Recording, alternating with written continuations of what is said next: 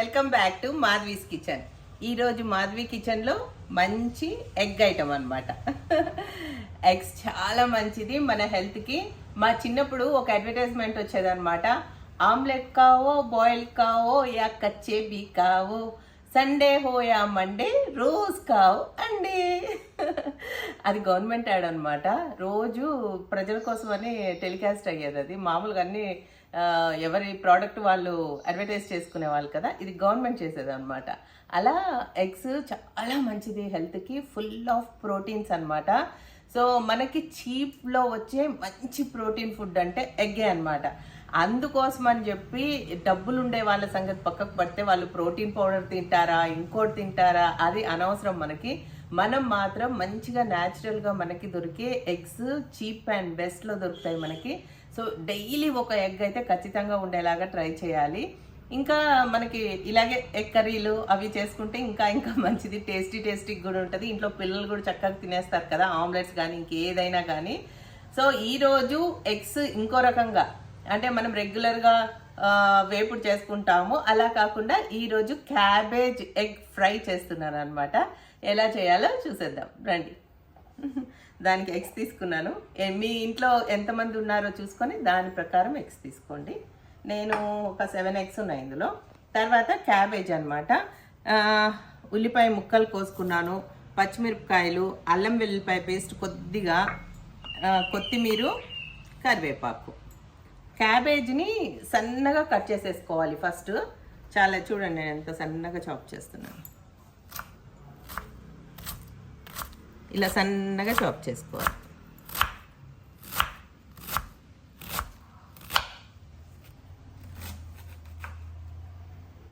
ఎంత సన్నగా చాప్ చేసుకున్నాను. క్యాబేజ్ ఎంత సన్నగా చాప్ చేసుకుంటే అంత బాగుంటుంది అనమాట. మనకి ఇందులో స్పెషల్గా ఉల్లిపాయ, ఇది క్యాబేజ్ అని కనిపించకూడదు అనమాట. ఎగ్ ఫ్రై చేసేటప్పుడు ఆ క్యాబేజ్ టేస్ట్ తెలియాలంతే, దానికి క్యాబేజ్ లాగా కనిపించకూడదు. సరే, ఎలా చేద్దామో చూద్దాం. ఇంత మంచిగా చాప్ చేశాను కదా, ఇంకా స్టార్ట్ చేసేద్దాం రండి. పొయ్యి వెలిగించేసి నేను బాండీ పెట్టాను. ఇందులో కొద్దిగా నూనె ఎక్కువే పడుతుంది, మరి ఎగ్ ఫ్రై కదా, మరీ ఎక్కువేం అక్కర్లేదు. నాన్ స్టిక్ ప్యాన్ పెట్టుకుంటే మీకు ఖచ్చితంగా నూనె తక్కువే పడుతుంది. ఆయిల్ వేడైన తర్వాత ఆవాలు వేద్దాం. నూనె వేడైంది, కొంచెం ఆవాలు వేద్దాము. ఆవాలు బాగా చిట్పట్టమనాలి అనే వరకు వెయిట్ చేయాలి మనం. ఇదిగో ఆవాలు చిట్పట్టమంటున్నాయి కదా, ఇప్పుడు జీలకర్ర వేస్తున్నాం.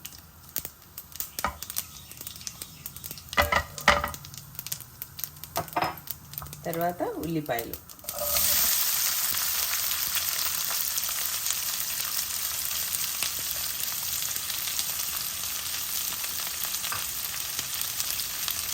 ఉల్లిపాయలు పచ్చిగా ఉంటే కాదండి, ఇది బాగా ఎర్రగా అయ్యే వరకు వేగనివ్వాలి. ఇందులోనే మనము పచ్చిమిరపకాయలు కూడా వేసేద్దాం ఒకేసారి.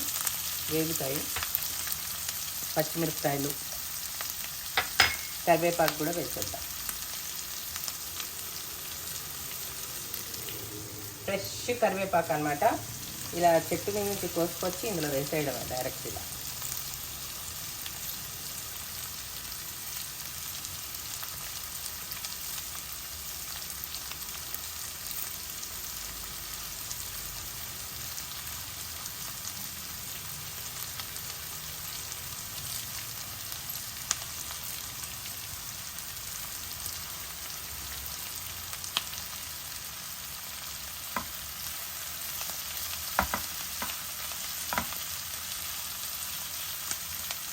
అయితే మనం మామూలుగా ఎగ్ ఫ్రై చేసుకునేటప్పుడు ఆనియన్స్ బాగా ఎర్రగా వేగకున్నా పర్వాలేదు, బాగానే ఉంటాయన్నమాట. కానీ ఈ క్యాబేజ్ ఎగ్ ఫ్రైకి మాత్రం ఆనియన్స్ ఎర్రగా వేగాలి, బాగా బ్రౌన్గా రావాలన్నమాట. అది అయ్యే వరకు మంచిగా వేగిన తర్వాత ఆనియన్స్ కొద్దిగా బ్రౌన్గా అయ్యాయి కదా, ఈ టైంలో అల్లం వెల్లుల్లిపాయ పేస్ట్ కూడా వేస్తే రెండు కలిపి వేగుతాయి అన్నమాట. సో ఈ సెంటర్లో కొంచెం ప్లేస్ చేసి అల్లం వెల్లుల్లిపాయ పేస్ట్ వేసేస్తాం.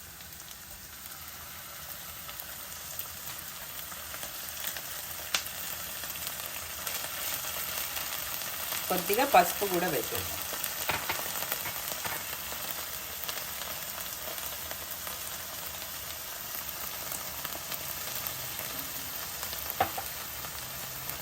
ఇవన్నీ ఒకసారి తిప్పుకొని అల్లం వెల్లుల్లిపాయ పేస్ట్ పచ్చి వాసన పోవాలి. ఈ ఆనియన్స్ కూడా ఎర్రగా అయిపోవాలన్నమాట, బాగా వేగాలి. అప్పటి వరకు వేయించుకోవాలి. ఈ లోపల మనం ఏం చేద్దాము, మన ఎగ్స్ అన్నీ మంచిగా పగలగొట్టుకొని ఇందులోకి తీసేసుకున్నాం అనమాట. మళ్ళీ లాస్ట్లో ఒక్కొక్కటి లేట్ అవ్వకుండా అన్నీ ఒకేసారి ఇందులో తీసి పెట్టుకున్నామంటే ఇట్లా వేసేసుకోవచ్చు అనమాట. అన్నీ పగలగొట్టి పెట్టుకుంటాం. చూసారా ఉల్లిపాయలు ఎంత ఎర్రగా వేగాయో, ఇంత ఎర్రగా వేయించుకోవాలన్నమాట. దాని తర్వాత ఇప్పుడు క్యాబేజ్ వేయాలి. క్యాబేజ్ ఇంత ఉంది కదా, ఇప్పుడు మనం ఉప్పు వేసి మగ్గబెట్టే వరకు చాలా కొంచెం అయిపోతుంది. దీన్ని కూడా మనము పచ్చిగా ఉన్నప్పుడు ఎగ్ యాడ్ చేయకూడదు అనమాట. ఇది మొత్తం ఇక కూర రెడీ అయిపోయింది అన్నాక ఆ లాస్ట్ స్టేజ్లో దింపేటప్పుడు వేయాలి ఎగ్. ముందే వేసామంటే ఇది వేసినట్టుగానే ఉంటుంది. ఈ ఉల్లిపాయ మన పేస్ట్ ఇదంతా మంచిగా దీనికి అంతా కలిసేటట్టుగా కలుపుకొని కొద్దిగా ఉప్పు వేసుకుందాం.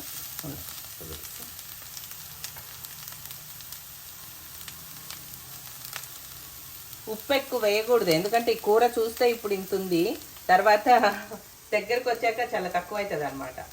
క్యాబేజ్ ఆకుకూర కదా ఇది, అందుకని ఎగ్లో కూడా ఎక్కువ ఉప్పు పట్టదు. సో చూసి వేసుకోవాలి, మనం తక్కువ వేసుకోవడం బెటర్. అంతే.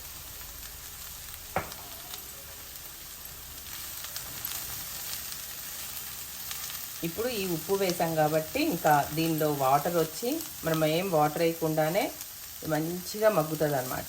మగ్గి దగ్గరకు వస్తుంది. ఇక ఫైనల్ అయిపోయింది కూర, మనము చేయడానికి ఇంకా రెడీగా ఎగ్ దింపడానికి రెడీగా ఉంది అని అనిపించినప్పుడు మాత్రమే ఎగ్ వేసుకోవాలి. సో ఇప్పుడు ఏం చేద్దాం, దీనికి మంచిగా మూత పెట్టి సిమ్లో పెట్టేసేద్దాము. మనం వాటర్ ఏం వేయకుండా. సో అదే మగ్గిపోతుంది. ఇది మొత్తం మగ్గిన తర్వాత మనం పగలగొట్టి పెట్టుకున్న ఎగ్స్ ఉన్నాయి కదా, ఇది వేద్దాం. అప్పుడు చూద్దామా మన కర్రీ ఎక్కడి వరకు వచ్చిందో. అడుగంటని ఇవ్వకండి, మధ్య మధ్యలో తిప్పుకుంటూ ఉండండి. ఇంకా దగ్గరికి రాలేదు, ఇంకా దగ్గరికి రావాలి. ఈ కారం వేసేద్దాం. ఇప్పుడు కారం వేస్తే ఏంటంటే మొత్తం కూర అయిపోగానే ఇంకా అప్పుడు ఎగ్స్ వేసేయచ్చు. అప్పటి లోపల మన కారంకి పచ్చివాసన కూడా పోతుంది. మీ టేస్ట్కి అనుసారంగా వేసుకోవాలి కారం. పచ్చిమిరపకాయలు కూడా వేసాం కదా ఆల్రెడీ.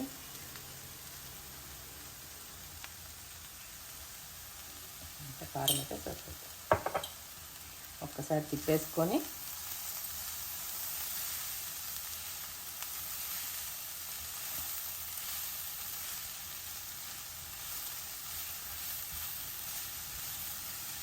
బాగా పచ్చివాసన అంతా పోవాలన్నమాట. ఇంకా కర్రీ అంతా రెడీ అయిపోవాలి. అప్పటి వరకు మనం ఎగ్స్ వేయకూడదు. ఎగ్స్ వేసామంటే ఇంకా తర్వాత ఈ క్యాబేజ్ ఉడకడం అంటూ ఉండదు, ఇంకా అలాగే ఉండిపోతుంది అనమాట. ఎగ్స్ వేసాక మనం ఎక్కువసేపు ఏం మగ్గనివ్వం. ఈ క్యాబేజ్ ఫ్రైకి ఆ ఎగ్ మొత్తం కోట్ అవుతుంది అనమాట.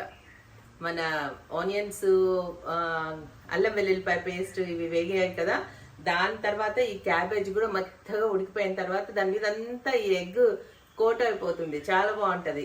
Cabbage flavour, egg flavour super combination ఉంటుంది. ఇది అయిపోయాక ఎగ్ వేసినప్పుడు చూపిస్తామా. అడుగంటని ఇవ్వకండి, అప్పుడప్పుడు ఇలా చెక్ చేసుకుంటూ ఉండాలి.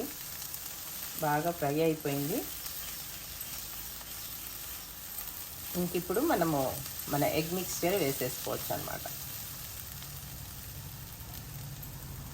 ఇలా పగలగొట్టి పెట్టుకున్నాం కదా,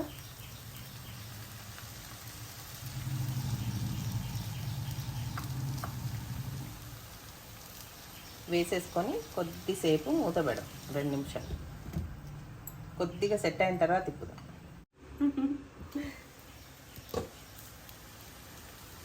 ఇప్పుడు మెల్లగా కదిలించుతాం. మరీ చూర చేయొద్దు, అక్కడక్కడ పెద్ద పీసెస్ ఉంటే బాగుంటుంది. ఎలాగూ వీటన్నిటికీ కోట్ అవుతుంది. ఒక్కసారి ఇలా కదిలిచేసుకున్నాం కదా, ఇప్పుడు మూత పెట్టి మగ్గనిద్దాం. ఎగ్గు ఉడకాలన్నమాట ఇప్పుడు, అంతే. ఎగ్ క్యాబేజ్ ఫ్రై ఎలా అవుతుందో చూద్దామా. మంచిగా ఫ్రై అయిపోతుంది, ఇలా కేక్ లాగా అయింది కదా. ఇదిగో అలా మొత్తం కంటింది చూసారా, చక్కగా ఫ్రై అవుతుంది. ఇప్పుడు మనం ఇలా కొద్దిగా పీసెస్ లా చేసుకుంటే మధ్యలో కూడా ఏమన్నా ఎగ్ ఉడకకపోతే చక్కగా ఫ్రై అవుతుంది అన్నమాట. బాగుంటుంది క్యాబేజ్ ఫ్లేవరు, ఎగ్ ఫ్లేవరు.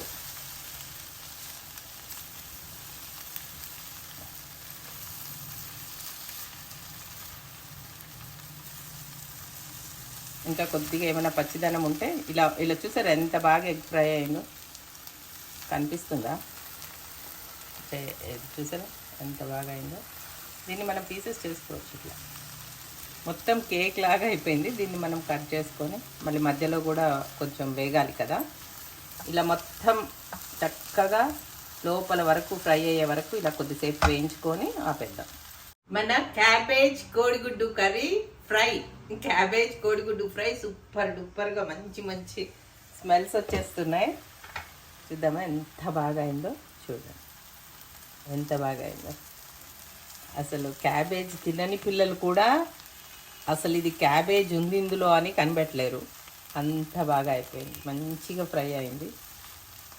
చూసారా ఎంత బాగుందో. ఇంకా ఇంత పెద్ద పీసెస్ లాగా కూడా అలాగే పెట్టేసుకోవచ్చు, కావాలంటే చిన్న చేసుకోవచ్చు, మీ టేస్ట్ అన్నమాట. ఎంత బాగుంది కదా. మంచిగా పప్పులోకో సాంబార్లోకో ఇలాగే కలుపుకొని కూడా తినొచ్చు, ఇలాగే డైరెక్ట్గా కూడా అన్నంలో కలుపుకోవచ్చు, రోటీలో తినొచ్చు. సో ఇంకా స్టవ్ ఆపేసాను. మంచిగా కొత్తిమీరతో గార్నిష్ చేసేసుకొని రోటీలో తినేద్దాం. చూద్దామా మన క్యాబేజ్ ఎగ్ ఫ్రై ఎలా కనిపిస్తుందో.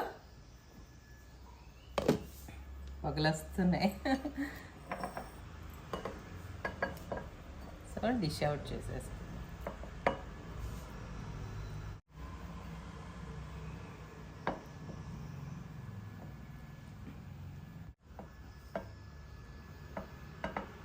ఇలా మంచిగా పెద్ద ఎగ్ పీసెస్ పెట్టుకుంటే పిల్లలు ఇష్టంగా తింటారు కదా.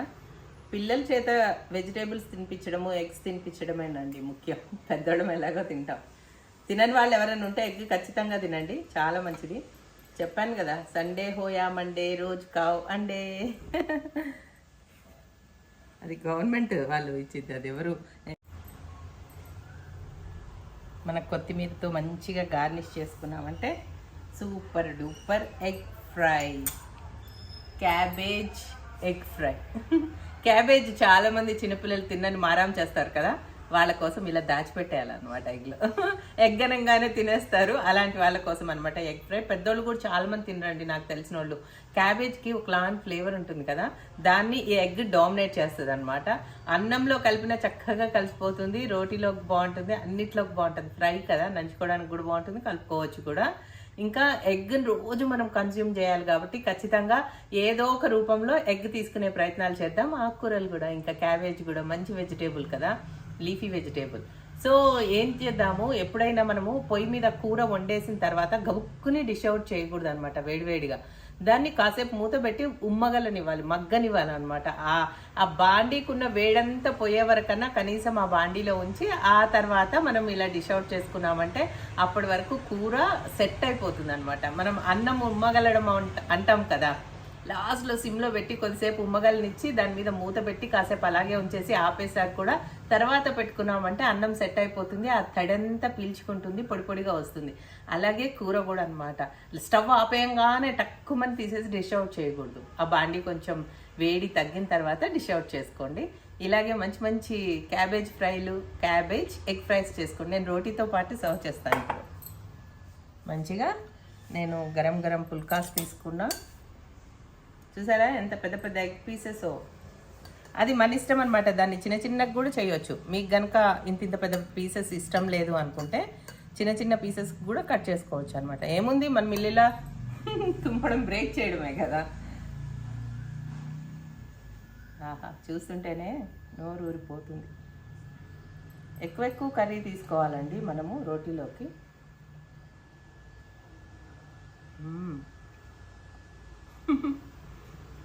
ఇంకెలా ఉంటుంది చెప్పండి ఎగ్ కర్రీ. ఫెంటాస్టిక్, దీనికి మళ్ళీ మాటలు సూపర్. క్యాబేజీ తినని పిల్లలు కూడా ఎగ్ కర్రీ అని శుభ్రంగా ఎగ్ కోసమైన క్యాబేజ్ తింటారు. ఈ రెండు కాంబినేషన్ కూడా బాగుంటుంది. ఒకసారి ఖచ్చితంగా ట్రై చేయండి. అలాగే మాధవి కిచెన్ని సబ్స్క్రైబ్ చేయండి. Bye bye.